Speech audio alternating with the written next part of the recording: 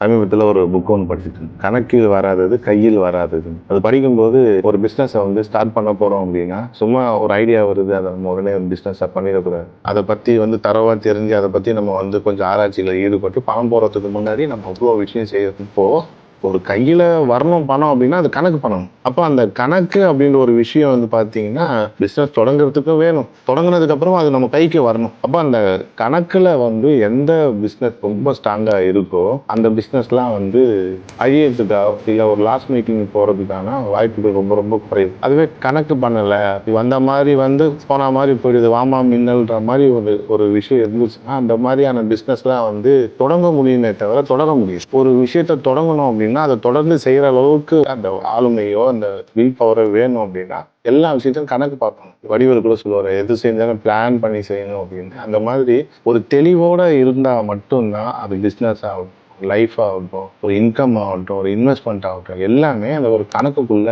அடங்கும். அப்படி அடங்கலை அப்படின்னா கணக்கில் வராதது கையில் வராது.